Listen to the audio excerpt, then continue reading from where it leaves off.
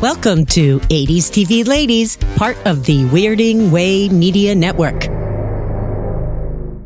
TV ladies, so sexy and so pretty. 80s TV ladies, stepping out into the city. 80s TV ladies, often treated kind of working hard for the money in a man's world. 80s TV ladies. Here are your hosts, Sharon Johnson and Susan Lambert Haddam. Thank you, Melissa. I am Susan. And I'm Sharon. We are excited to wrap up our look at It's a Living, the 1980s workplace comedy centered on a group of waitresses working at Above the Top, the fancy restaurant at the top of the Bonaventure Hotel in beautiful downtown Los Angeles.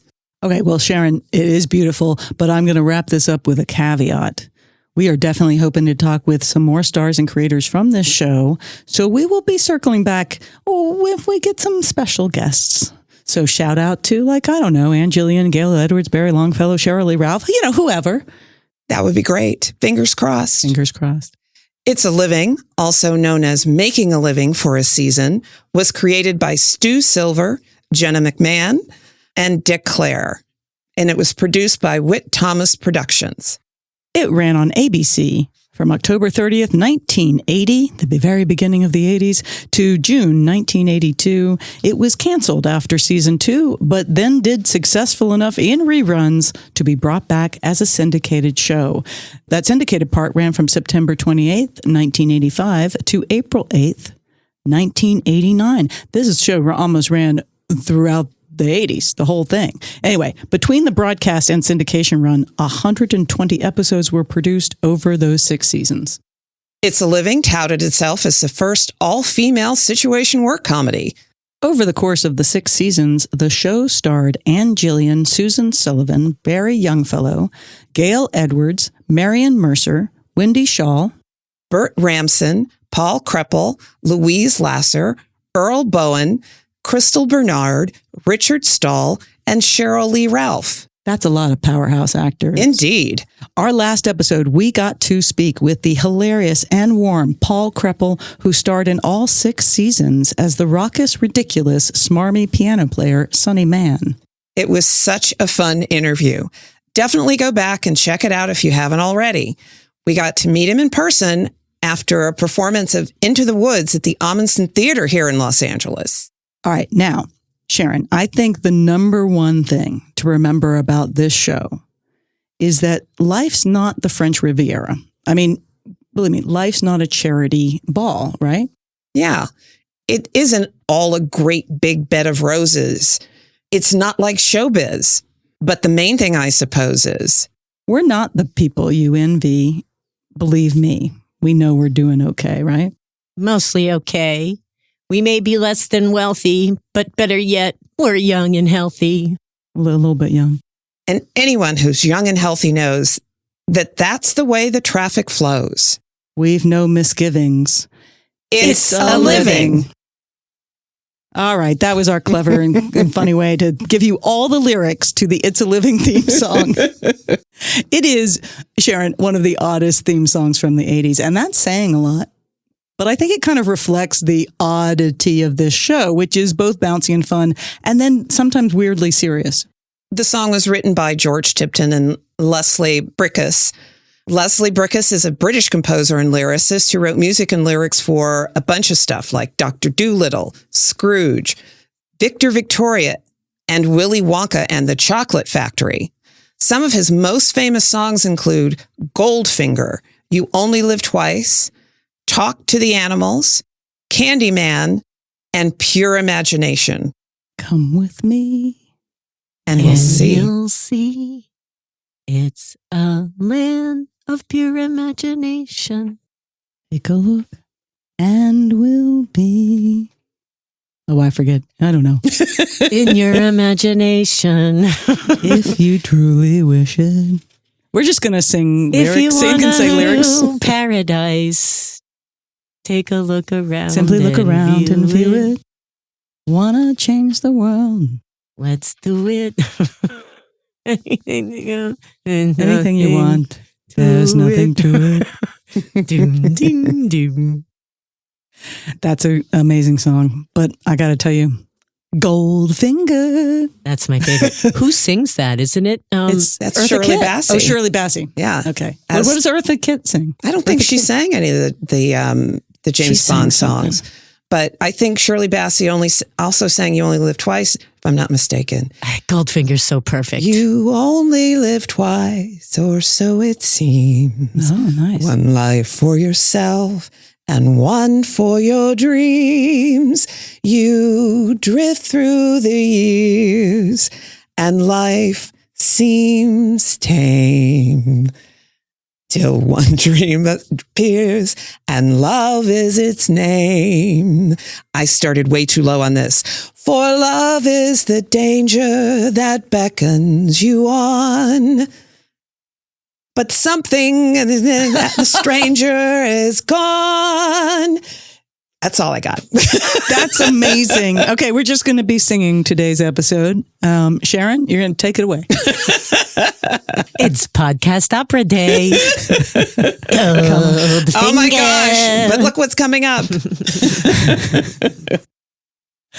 Okay, the song's musical composer was George Tipton, who did themes for Soap, Benson, Empty Nest, The Courtship of Eddie's Father, The Love Boat, and The Golden Girls, and like so many more movies, TV film scores. Also worked with a lot of songwriters as well. The 80s still was a time when theme songs for TV shows was a thing.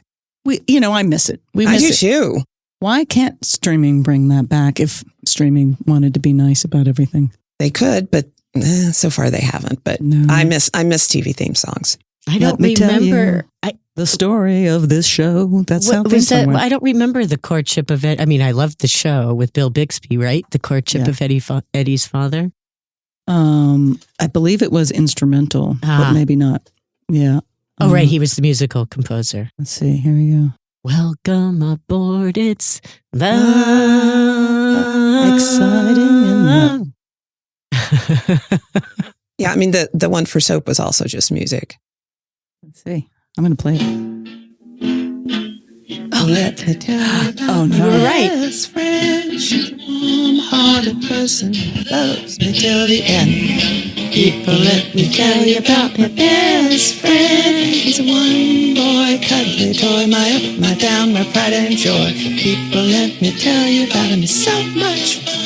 Whether we're walking man to man or whether we're walking sun to sun, 'cause he's my best friend. Yeah, he's my best friend. Da da da da da. Da da da da da. Da da da da da da.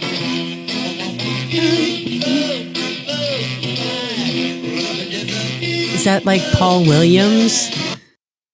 Okay. Is it just going to be a Courtship of Eddie's Father podcast today?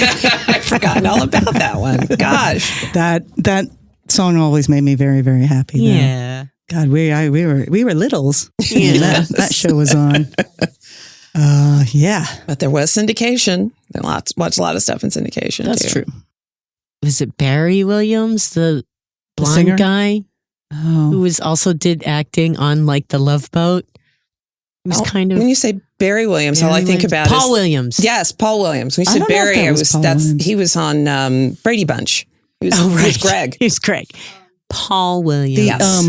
The theme song was written with Tipton, but the lyrics were Harry Nilsson. Oh. And I think he Oh. performed it. Yeah. And he wrote, no, he didn't write, but he performed the version for Midnight Cowboy that became so popular, the theme song. of Everybody's Midnight Cowboy. Talking. Everybody's talking. Oh yeah. Oh, that was a good one. And that was a song written by somebody else. I want to say Fred somebody. But he and George Tipton made it super famous because of the arrangement and his performance For the movie. for the movie Midnight Cowboy. I've never seen that movie. I saw it in film school. It's interesting. It's Ratso of the Rizzo, 70s. right? Is Yeah, that the guy? yeah. I mean, the performances are Ratso Rizzo. freaking amazing. Yeah. Amazing.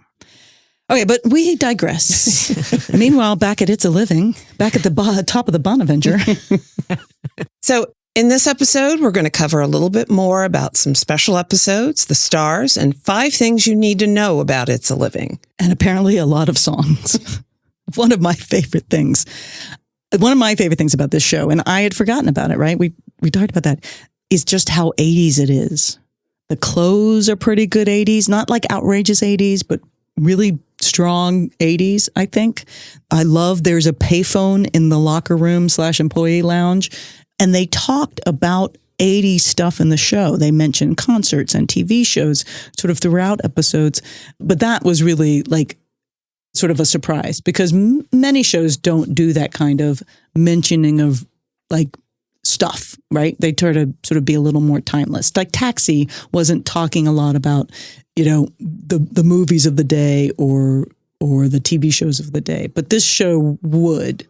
I think maybe because they did spend a lot of time in the kitchen and the employee lounge, whatever you want to call it, where they kind of hung out talking about what their plans were after work, what they were doing on the weekends, as people often do at work, and they obviously couldn't talk about that much when they're out with the guests, but when they were by themselves and that's what they talked about, which is what most people talk about when they're at work. What are your plans? What's coming up? What are you doing this weekend? Yeah, exactly.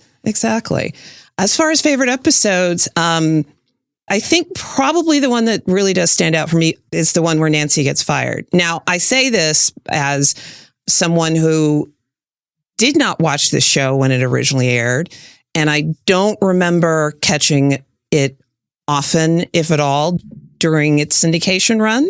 So most of my knowledge, I knew of it, but I didn't really know the show like I have some of the other shows we have talked about and will talk about because I watched those.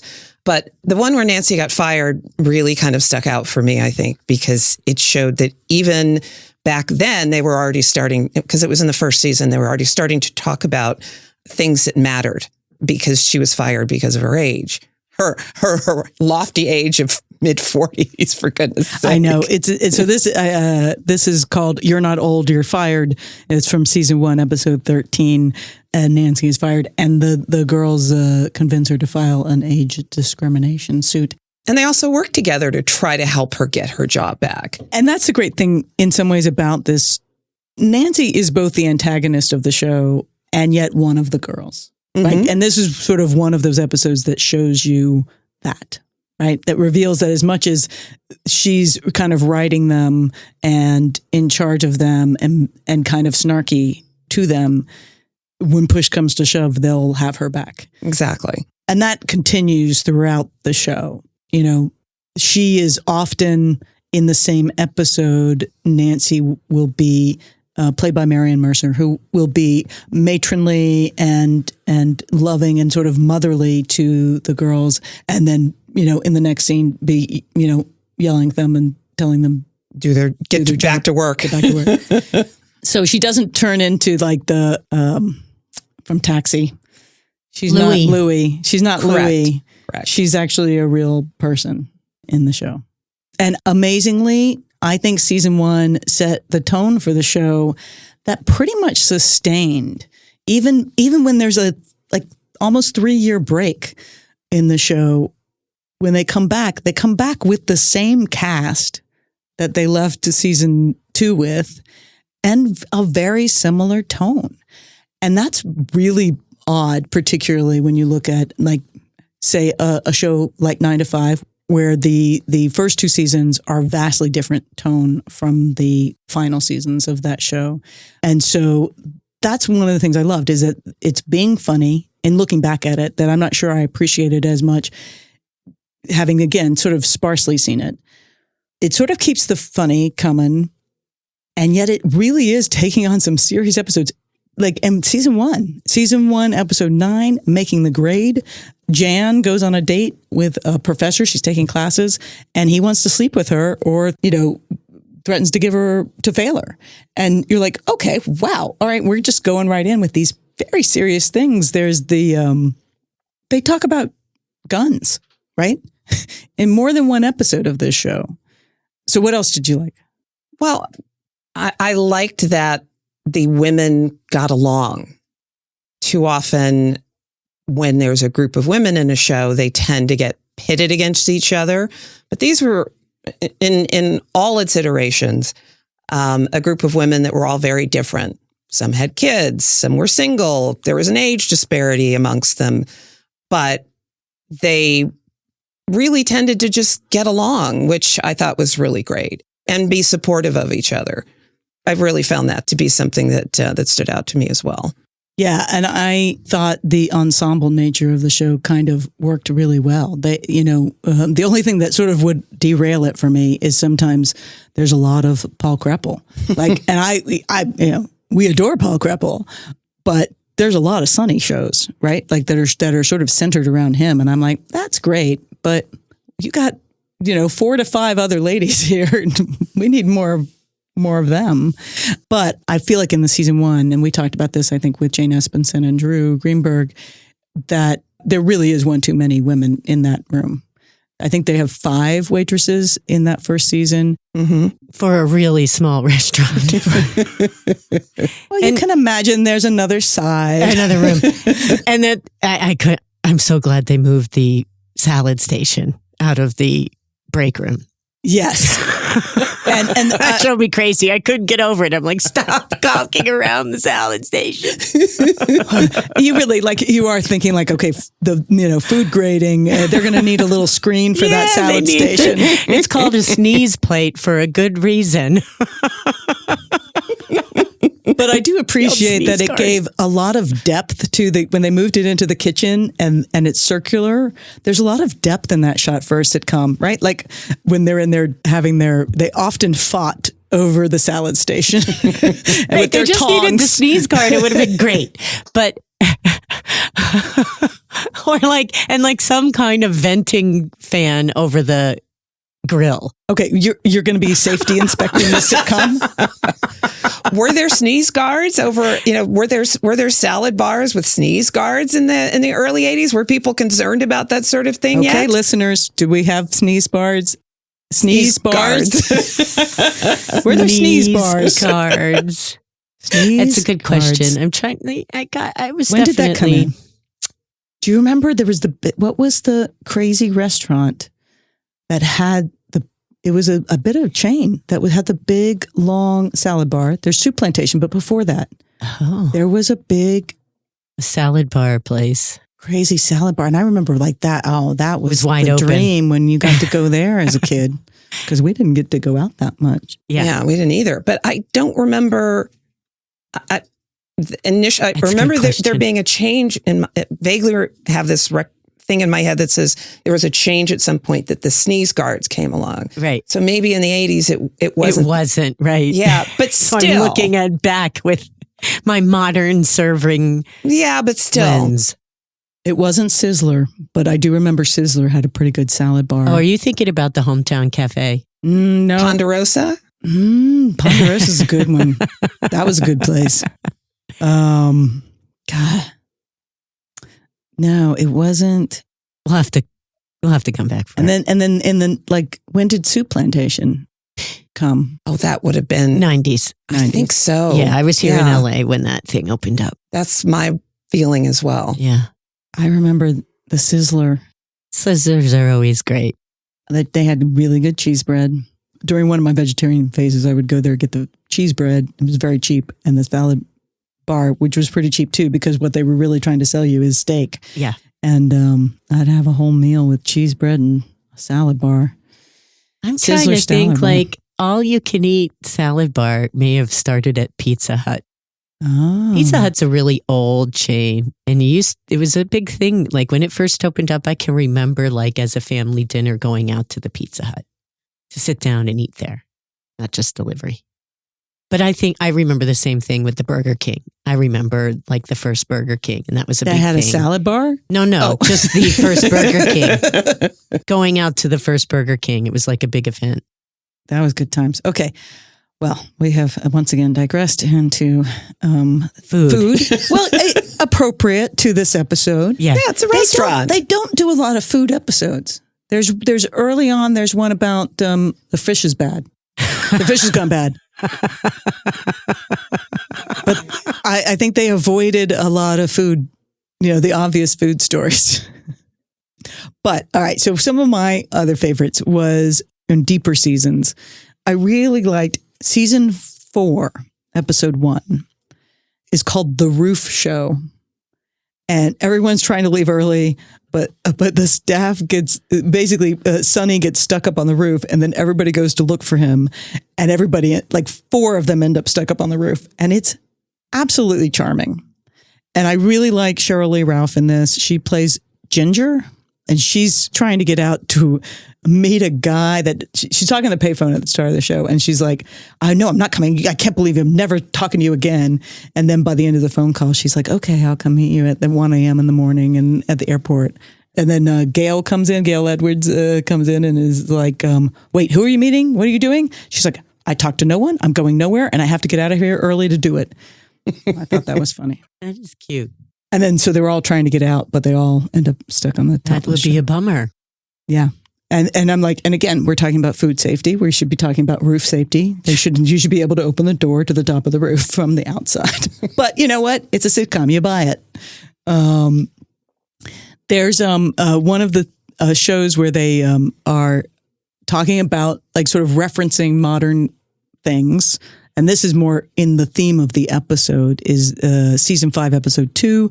They have a episode entitled Her Back to the Future. And now I'm blanking on who has this dream. I think it's Nancy. Nancy is dreaming about what's going to happen 10 years from now. And it's, chaos. But Cheryl Lee Ralph gets to perform in that episode. And I love that they had a lot of musical numbers scattered throughout the show. As soon as they know, like, okay, we've got Paul Creppold. I think Gail Edwards is a big, awesome singer. And of course, Cheryl Lee Ralph, Dream Girls. Thank you very much. So I liked those episodes. And I liked the second to last episode of the entire show, which in some ways I kind of was like, maybe that's the last episode of the show. I don't know. Or like, for me, emotionally, is called A Very Special It's a Living. And this is one of the things I loved about it. It was sort of making fun of tropes, even as it was doing them. But it also was referencing Beauty and the Beast, a real 1980s show, which we might have to cover, starring Linda Hamilton and Ron Perlman. And at the start of the show, Amy, Crystal Bernard's character, is reading through the television listings, and whatever she's reading is a cross between a newspaper and the TV guide.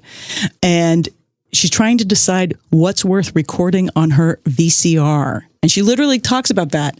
She's like, oh, I'm trying to figure out what to record. And then she reads these descriptions of Beauty and the Beast, and they're making fun of the concept of Beauty and the Beast. And they do it twice. They do it at the top of the show and the end of the show.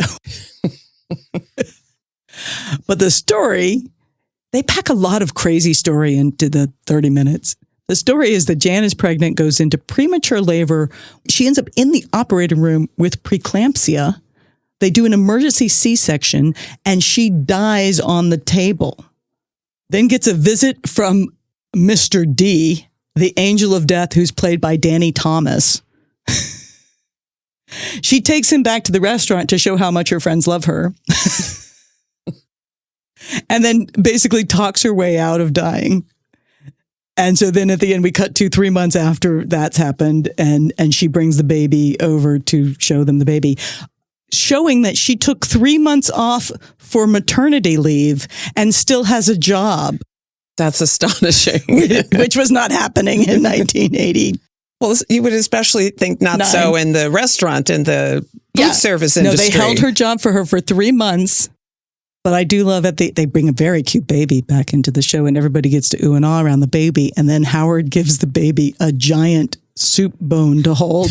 And the baby totally grabs it and holds onto it for the rest of the scene. That, to me, you could just then end the show. But there you go. Anyway, so those were my favorite episodes. There's a lot. I love the music in this show. I love that they literally just do big musical numbers all the time in this show. And so that was super fun. So do we want to talk about the numbers? Let's do it. All right. So, we like to look at the numbers of female representation behind the scenes on these shows. And again, we should be looking at everybody, but we look at directors and writers.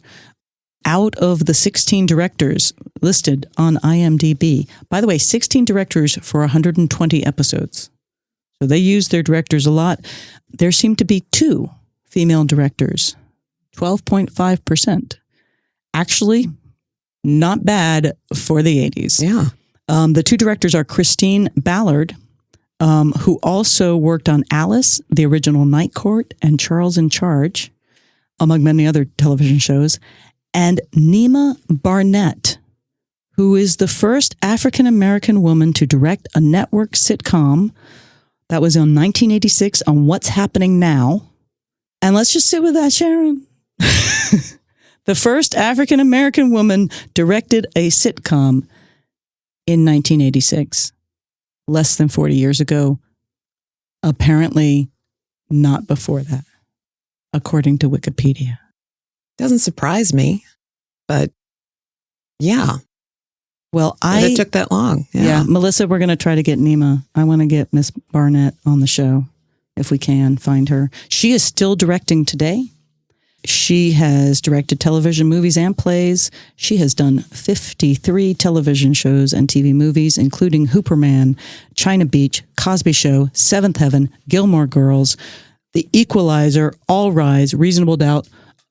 I got to tell you, I don't know why we don't know more about Nima Barnett. Yeah, she's definitely somebody that should be more well-known, I would think, at this point, after the amazing career that she's had.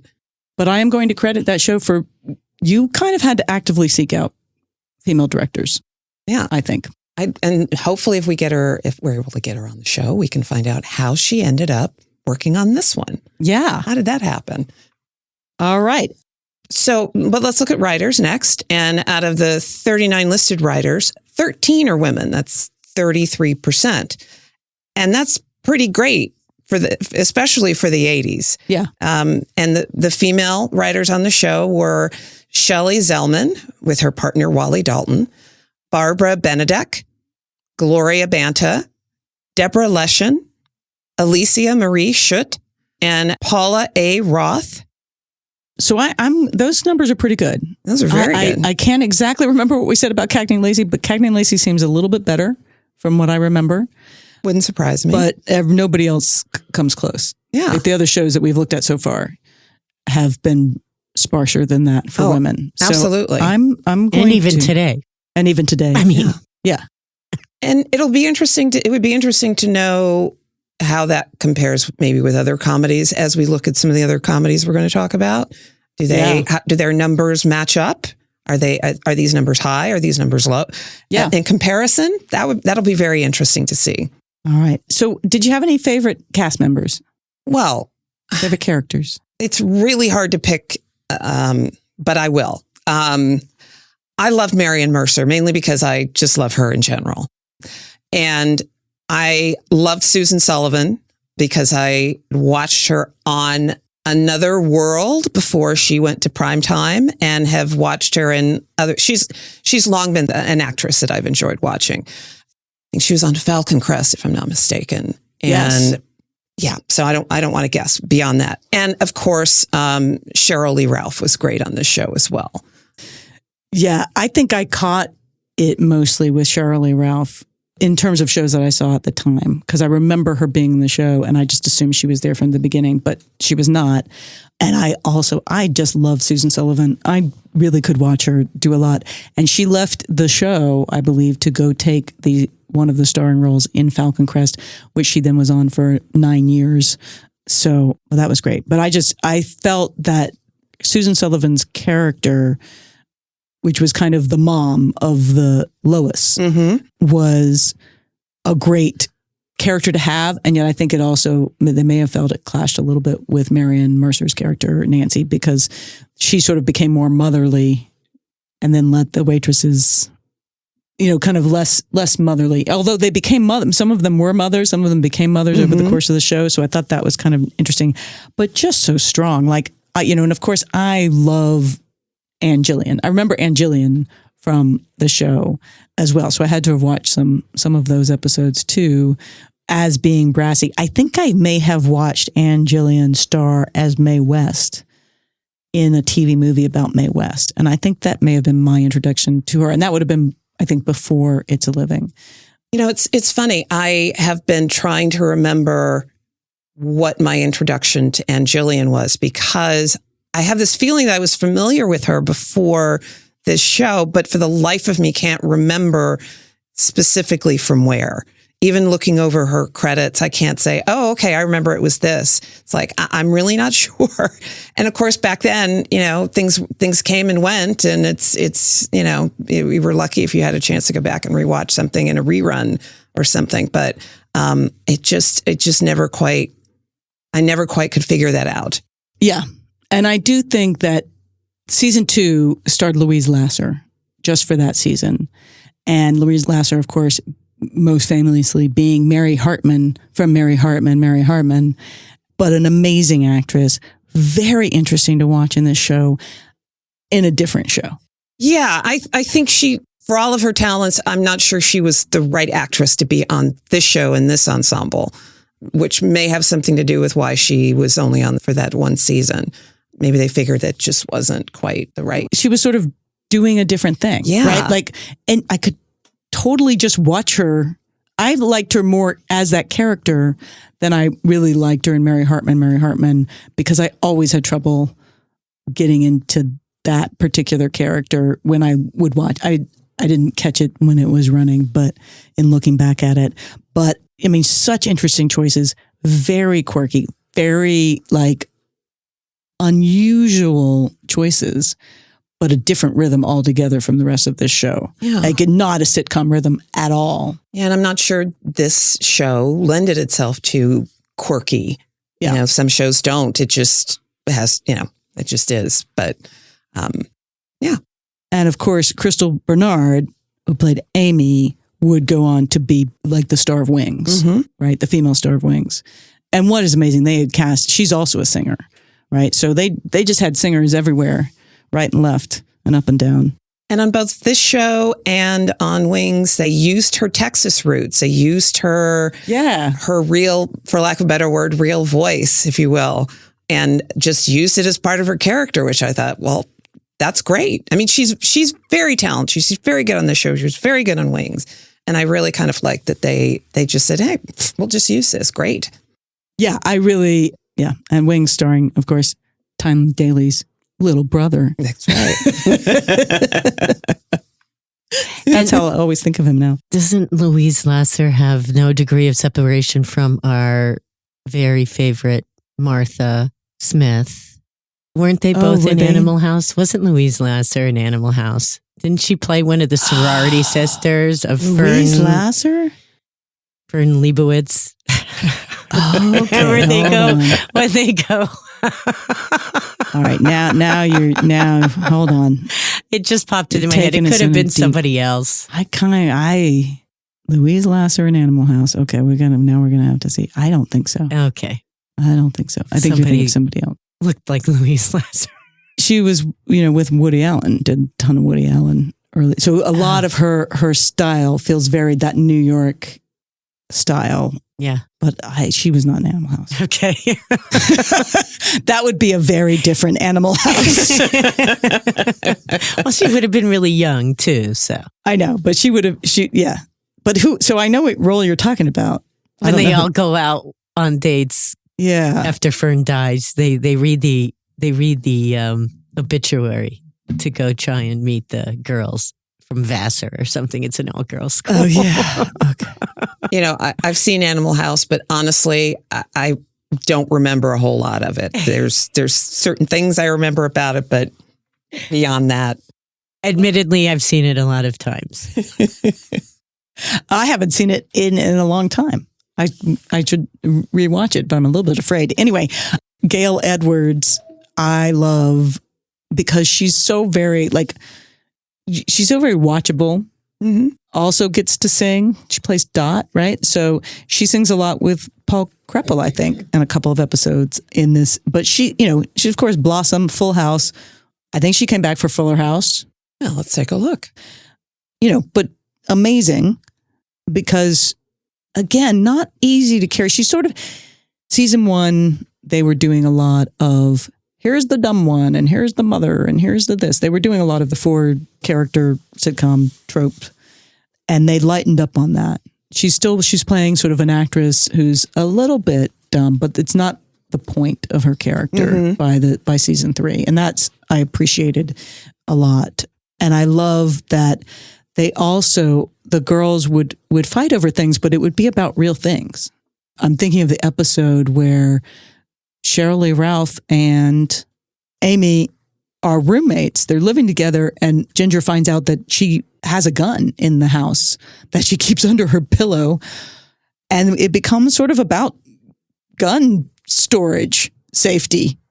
And you're like, okay, yeah, still having that conversation. But that's the fight, is I'm going to move out, right? Which I would, I told a boyfriend he had to get his gun out of this. Yeah, I'm sure those are discussions that happen in a lot of relationships over the years. Roommates, significant others, etc. Yeah, so that's how weird this show was. It was a comedy that then did an episode about gun storage and who feels safe with a gun or not. And another episode where they take self-defense lessons because there's been attacks in the parking lot. I wonder if part of that had to do with shows in general at that time seeming to do a lot of, for lack of a better word, issue episodes, very special episodes, as I like to call it sometimes. I don't feel like that's done as much, if at all, anymore on TV. But it just feels like there was a whole lot of that going on at that time as a way to maybe get publicity or get eyeballs or whatever. Well, it certainly made for a good little blurb in TV Guide, right? Like, so I think that it was such, but I think, and Barney Miller was totally doing that. Taxi less so. I'm trying to think of other shows that were workplace comedies. Alice, I think less so, but I don't remember. I may have just not seen it. I may have just not noticed because I was, a child or a childlike young adult. All right. Anyway, so I think it's time to take a little break, and then we'll come back for 5 things to know about It's a Living. And we're back to our show after all that good, delightful conversation offline. Maybe we'll do a whole episode with just our blathering. Just the blather. That'll be extras. That's available to you on Patreon. No, seriously, if that's what you want, we'll give it to you. That's right. Go to patreon.com/80stevladies. And then, no, we're really, really, really back now, Sharon. And, I got to tell you, It's a Living. So here we go. 5 things to know about It's a Living. Are you ready? I am ready. All right. Melissa, are you ready? Ready. You can visit the Bonaventure Hotel to this day. It's still there at 404 South Figueroa Street in downtown Los Angeles. There is a restaurant and lounge at the top. The Bona Vista Lounge is a revolving lounge with some pretty sweet views of downtown Los Angeles. But the restaurant, LA Prime, is actually down a level and does not revolve, I have learned. One of the pictures looks remarkably similar to the set for It's a Living, but I have not been to the restaurant. I would say 28 years ago, I went to the revolving part. I did too. I took a tour with the LA Conservancy in downtown Los Angeles, a nighttime tour, and we ended at the lounge after the tour was over. And I will say the architect of the Bonaventure also created the Peachtree Plaza Hotel, which is basically the Bonaventure, but stacked into one tower in Atlanta, Georgia. And it, too, has a revolving restaurant at the top of it. And it was most famously in the movie Sharky's Machine. They did one of the largest stunt falls out the window of like the 70th floor or something insane in the movie Sharky's Machine. Was Tom Cruise involved in that? It sounds like something he would do. No, he would do it now. It was a Burt Reynolds movie. It's remarkably, terribly sexist. Really? Yeah, shocking. I know. And a little bit kind of insane. Like you're like, wait, what is happening in this movie? But it was totally like that kind of movie that I guess still gets made somehow and ends up on streaming. But yeah, it was Tough Guy Cop in Atlanta. And he's making his own rules. Well, for number 2 on our 5 things you need to know about It's a Living, Dick Clare and Jenna McMahon are credited with the creation of the show, but are only credited with one story by writing on episode 1, which is the pilot. It's just a story by credit. So, I mean, I was curious because Paul Kreppel said he never saw them and they weren't around. And so they probably were it was just the machine that helped sell the show because they were so immensely well-known and popular, from Carol Burnett and Mama's Family and all the other things they invented and created. The show was produced by Whit Thomas Productions. Now, you've seen a Whit Thomas show if you've watched any kind of television whatsoever.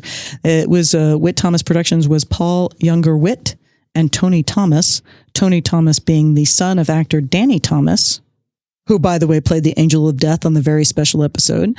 Whit Thomas is credited with producing over 23 television shows and another 14 shows as Whit Thomas Harris, with writer-creator Susan Harris, who, and we're talking about Soap, Benson, Empty Nest, Golden Girls being their biggest hit, I would imagine, but just a ton of shows to this day. I think Whit Thomas is The Office, as well as on The Office credit. So they're just a big production company who have been impactful in television since the 70s. And as far as I know, they've done comedies. I don't remember them doing much, if any, drama, but I'm prepared to be wrong. The number 4 thing you need to know, Tom Whedon and Mark Sotkin wrote 27 episodes of the show and produced 93 of them. They would go on to be executive producers and head writers of The Golden Girls. And Tom Whedon is the father of Jed, Zach, and Joss Whedon, all who also work as writers and do other directors and and other things. And producers and comic book and showrunners. Yes. Yeah. So that's where it all began, basically. Well, except that I think Tom Whedon is the son of a screenwriter. So this is a 3 generation, at least, Hollywood. All right. Number 5. One of the reasons it may not have had huge success in its first 2 seasons is that its first season, it not only went up against the premiere season of the mega hit Magnum P.I., which also almost killed Cagney and Lacey, but it lost a major sponsor in its first season. Procter & Gamble apparently pulled out after the pilot because they thought the ladies' outfits were too revealing, and the storyline was that one of the waitresses, Dot, who was a virgin, was sort of trying to decide if she should go on vacation with her boyfriend because it meant she was probably going to have sex with him. And some of the ladies were like, yeah, you should do it. It's time. I would imagine there wasn't a lot of that happening or discussion happening on television in the 1980s. Well, it's an interesting discussion because they are all adult women. Yes. They,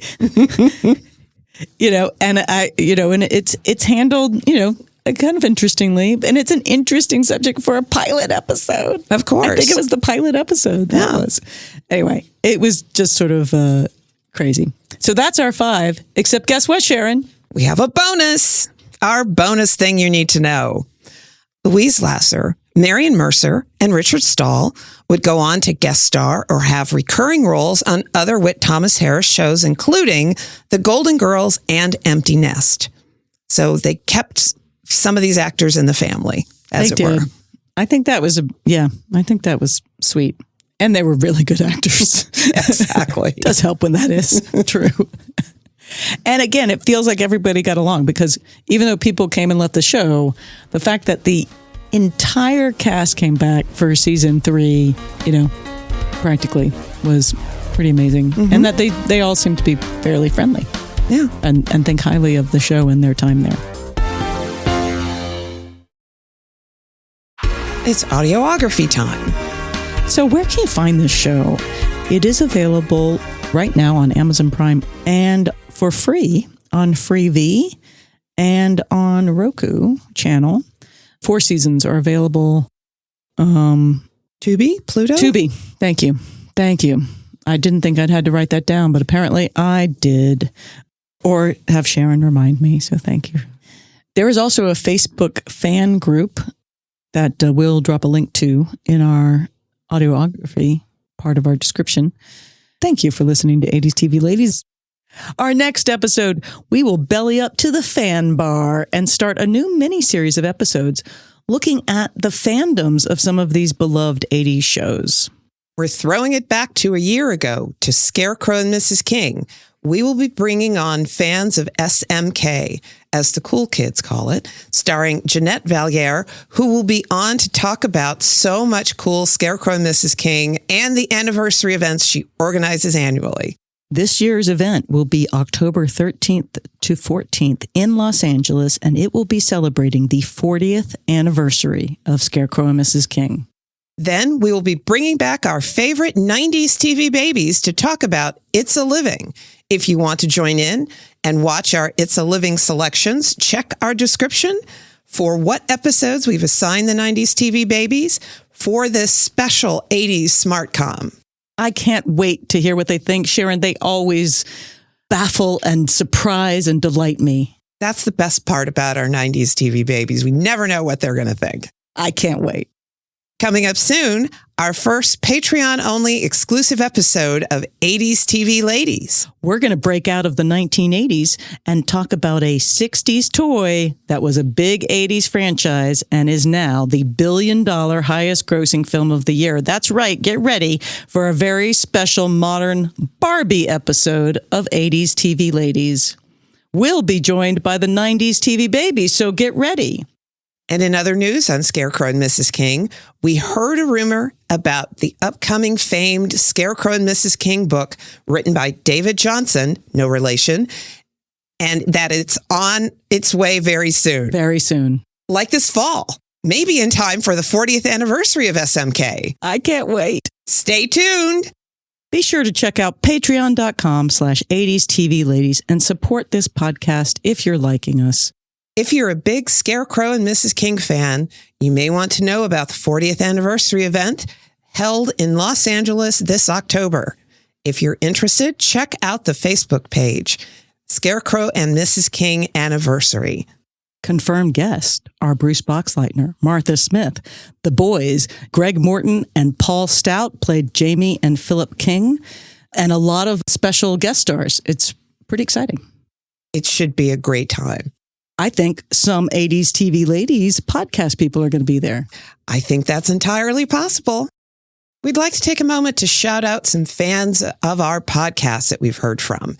First of all, there's Devin, who's an SMK fan, Scarecrow and Mrs. King fan. We really appreciate your comments and the fact that, like us, you came to the podcast or came to the show because of Kate Jackson and Bruce Boxleitner, and so glad you're enjoying the show and that you're also a Remington Steele fan. So hopefully you enjoy those episodes as well. Awesome. And another fan who contacted us through our website, 80stvladies.com, is Jeremy.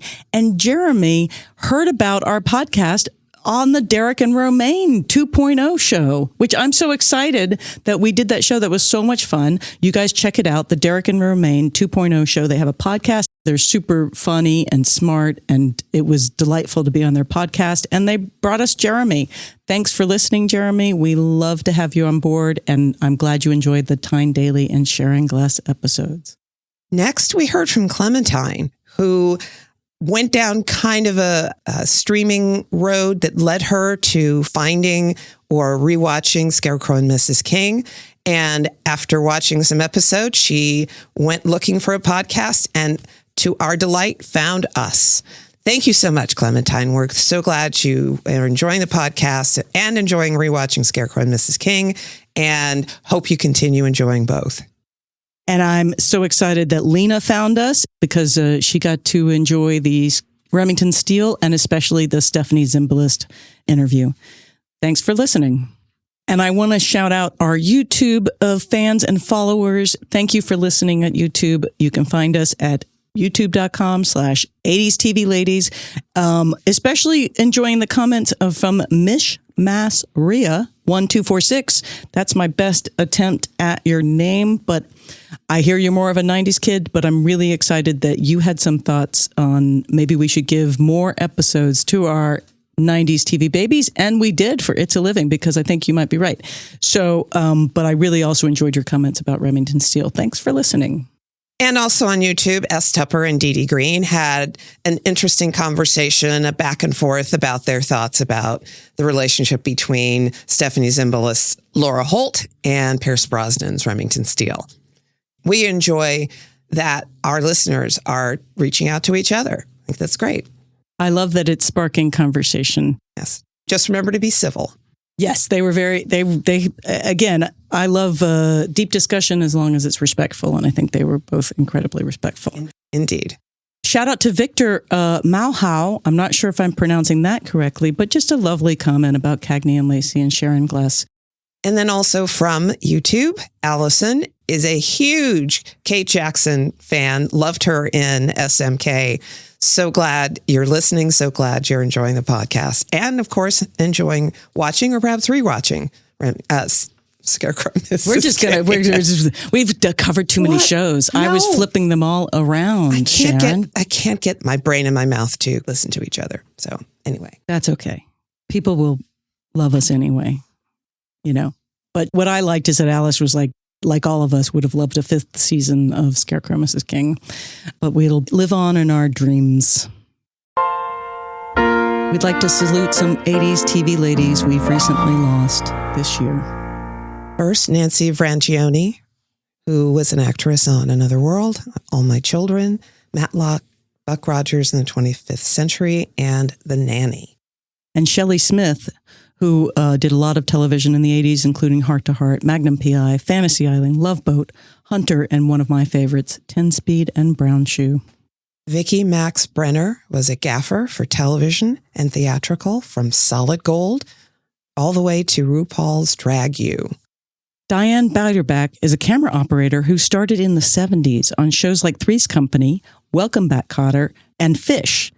And in the 80s, started working on a lot of television and award shows, variety shows like Golden Globes and Country Music Awards. She was nominated for 17 technical Emmy Awards and won 3 for her camera work on shows like American Idol and Dancing with the Stars.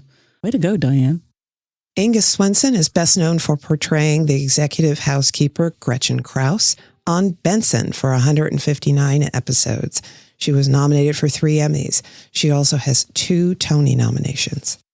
Leila Goldoni is an actress who starred in The Italian Job, the original, and lots of 70s and 80s television, including guest appearances on Vegas and Cagney and Lacey.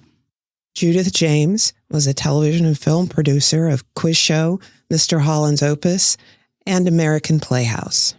Carlin Glynn is an incredible actress from the 80s and before, and also the mother of Mary Stuart Masterson.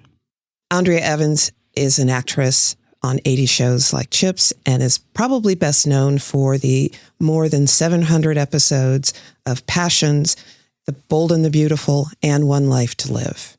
Glenda Jackson is a film and TV actress and 2-time Emmy winner.